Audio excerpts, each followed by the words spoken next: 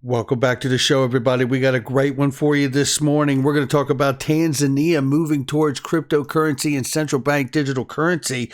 Elon Musk, did he just move the crypto market again? And watershed moment for crypto coming, and I think you're going to like it. Cuba says you can keep your U.S. dollars. We're going to talk about that. The Fed and the IMF are in the news, and so is Peter Thiel, formerly of PayPal, Palantir, and an early investor in Ripple. And I think you're going to like what he's got to say. And by the way, XRP price, is it about to break out?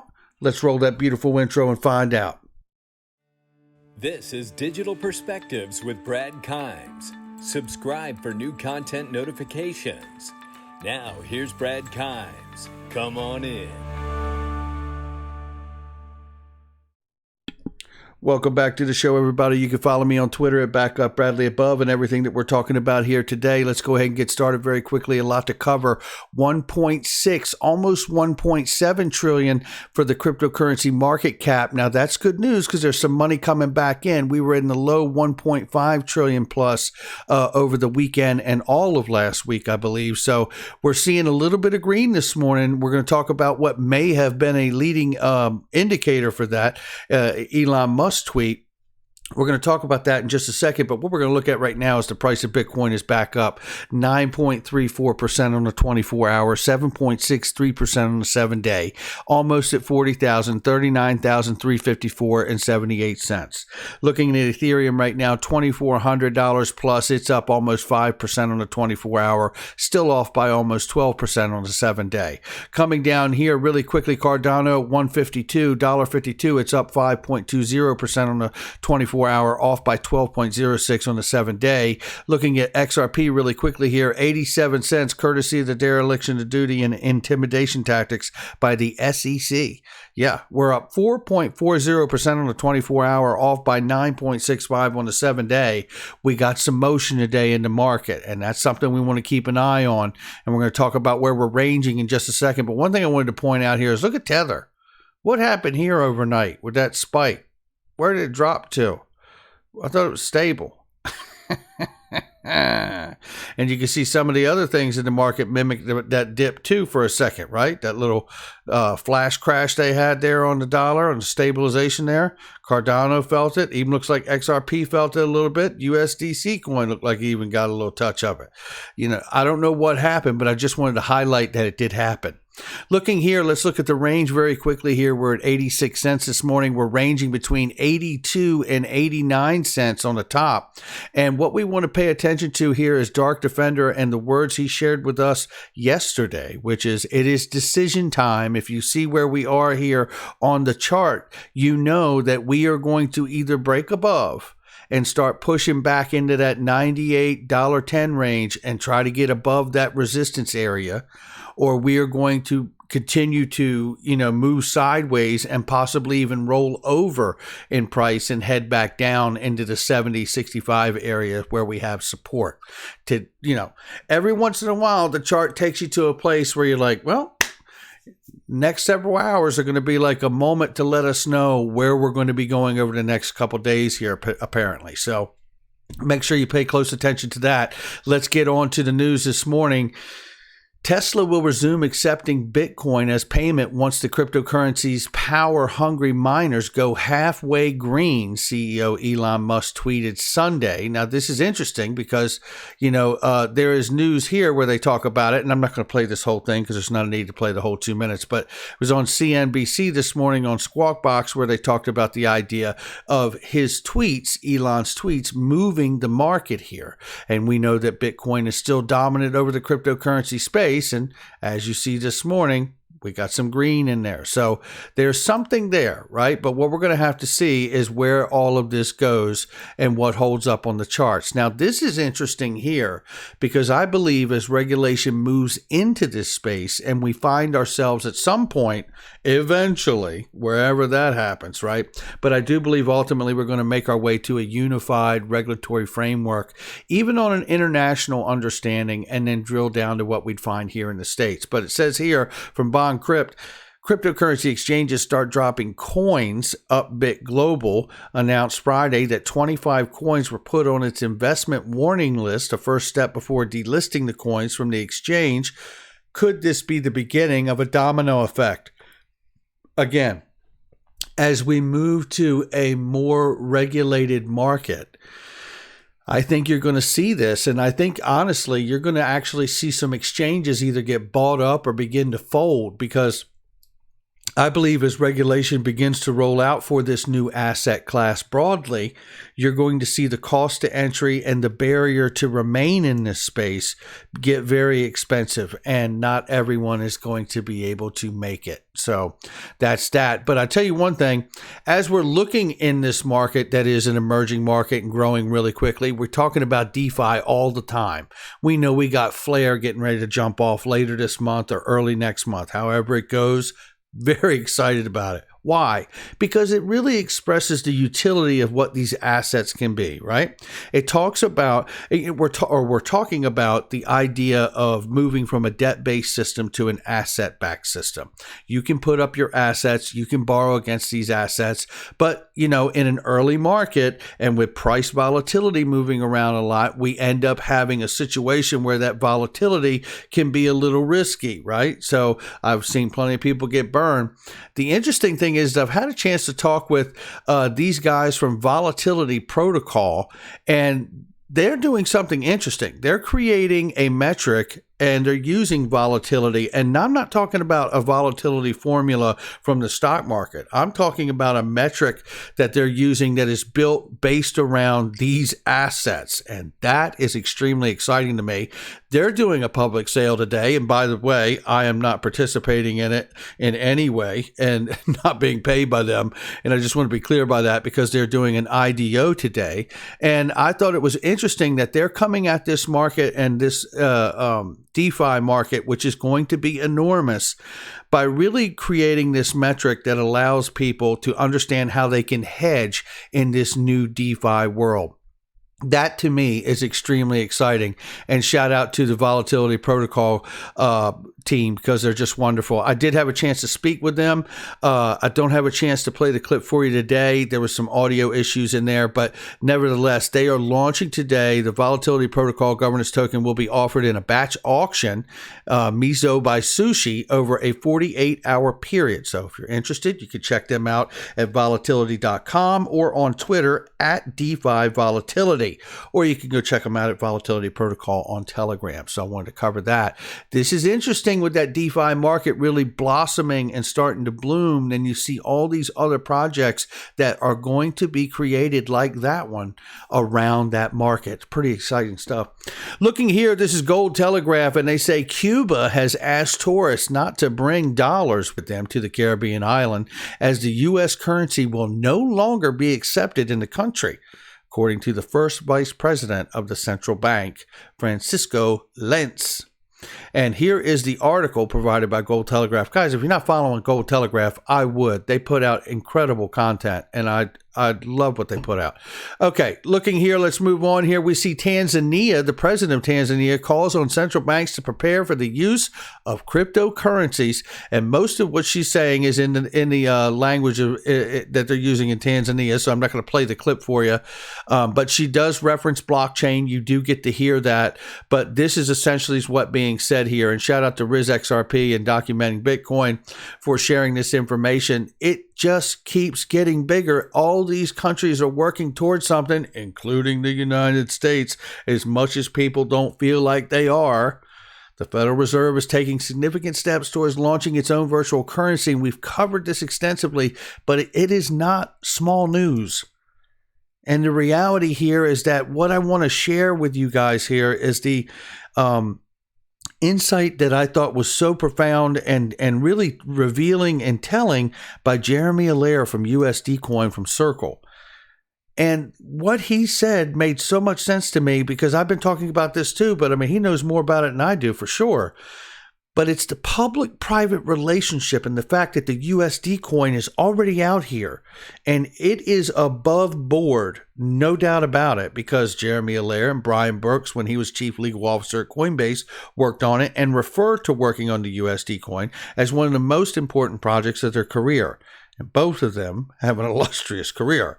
So the reality here is that although it may feel like the Fed is really far behind in all of these things, there's actually a way that just later today, if they want, or tomorrow morning, they can be rolling with it because they could make that public-private relationship happen with something like USD coin.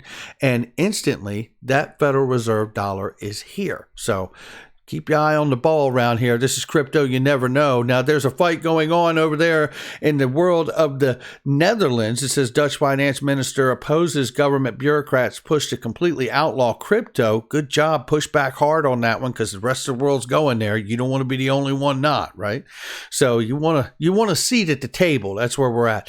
But this is the kind of, back and forth that goes on when you're trying to suss out, is this a new emerging class or is this a trend and a fad? This is not a trend and a fad. The world is going this way. And if you don't want to miss the train, you better get on it. That's where we're going here. This is the SEC. And I hope it's still the SEC. Yes. And thank you, computer. SEC leaves crypto out of its agenda in its regulatory agenda on Friday, despite Gary Gensler's statements that consumers would benefit from regulation of exchanges and that the agency should be ready to enforce crypto cases. Yeah. Boy, I tell you, this lead from behind thing is really just like not working at the moment. Now, I get it if you're behind the scenes and you've got like 500 pages of a new unified regulatory framework that you've been working on, but maybe just come out for a smoke break and let everybody know that that's what's happening, right? Let's do something here. For God's sakes, let's have someone show some real leadership. We could use it after Jay Clayton's tenure, that's for sure. Does the Ripple lawsuit for selling XRP as a security concerns the IMF or not? This is the question that was asked to Jerry Rice from the IMF, and I want you to watch him go, I'm not answering that. This is from Stephen Bull Deep, who's a Hall of Famer. Check this out right here. I just want to ask one follow-up. Yep, go ahead, Matthew. Not directly about El Salvador, but here in the Southern District, like in the U.S. legal system, there's a move to get Ripple and XRP to register as securities. Notice how he leans in. What is it you're talking about? Oh, just hang in there. I got something for you.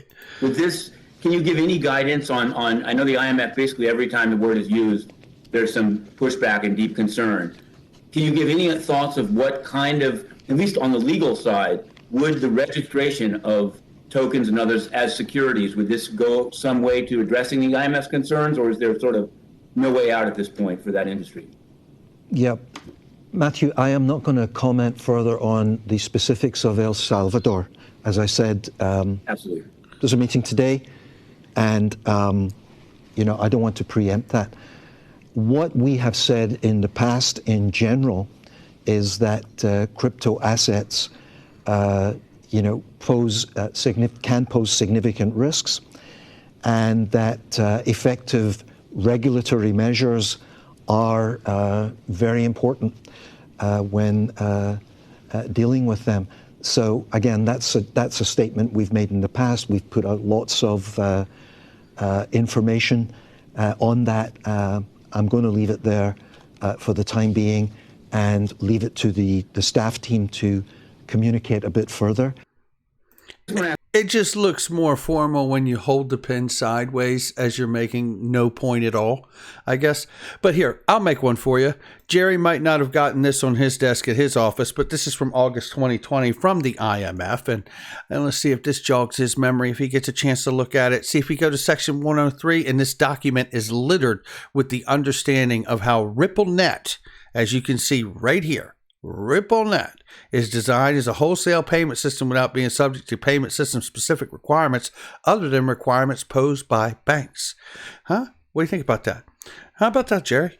Also, network-to-network-based application service providers such as RippleNet are not subject to specific regulatory requirements and do not need specific license.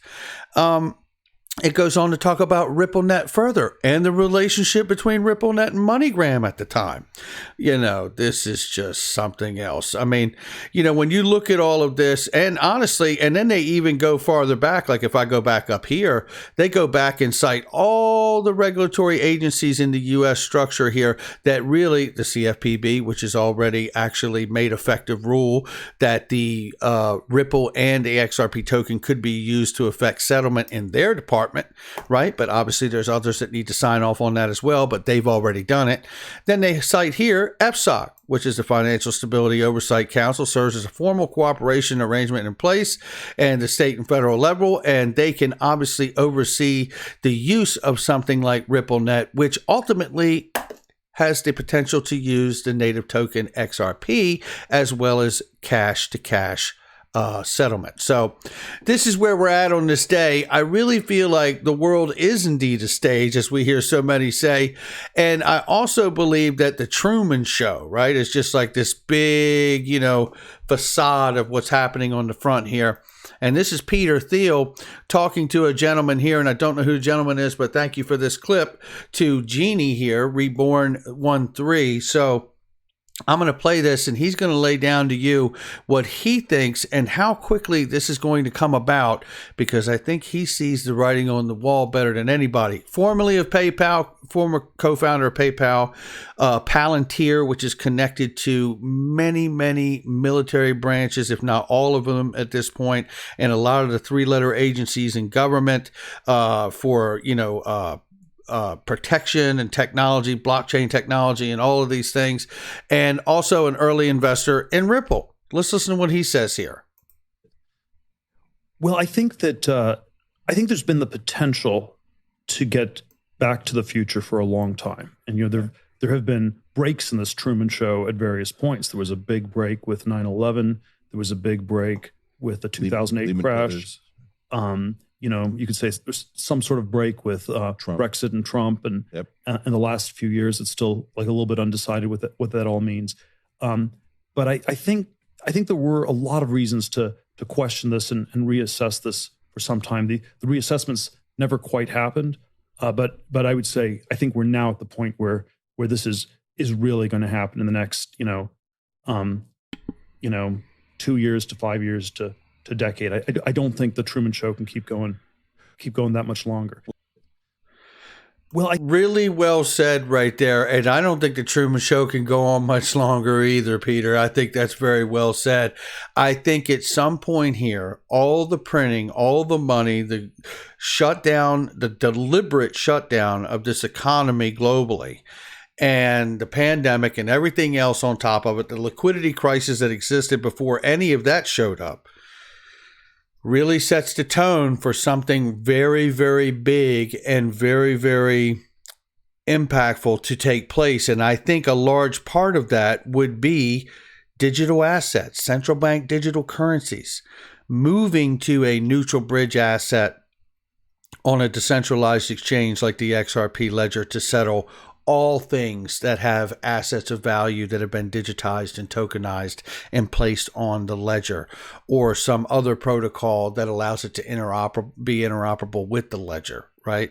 I mean, this is what I've believed for a long time, and I believe he's pointing to exactly that. I tell you, this is the most fascinating thing I've ever tracked or watched in my life. And, the longer it goes on, I usually think there's going to be a point that I'm going to hit a wall that I just can't follow it anymore. But it doesn't. It actually gets worse. I can't stop watching it. I can't stop reading about it or checking on it. And it's pretty remarkable. So that's going to do it for me. Before I get out of here, I do want to show you guys link to, remember, their private investing made simple. Yes, you have to be accredited, but maybe you are and you don't know it. So make sure you check the accreditation process and check that out. And there's a lot of great companies they offer on here, ladies and gentlemen. Thiel-The, Better.com. There's so many other here. You know the regular players. Uphold, Link2, Kraken, Ripple. Keep an eye out for them. They go like that. No doubt about it. And that's going to do it for me. Make sure you hit the like and subscribe. Leave a comment below. Share with somebody you know. Hit that notification bell so you don't miss a thing. Check out all the links in the description box and the comment section. There's a lot of scammers out there. There's a lot of things you click on. You're not sure what you're getting, whether it's on Amazon or some other site. These links are trusted, vetted links, so make sure you check them out. And I'll catch all of you on the next one.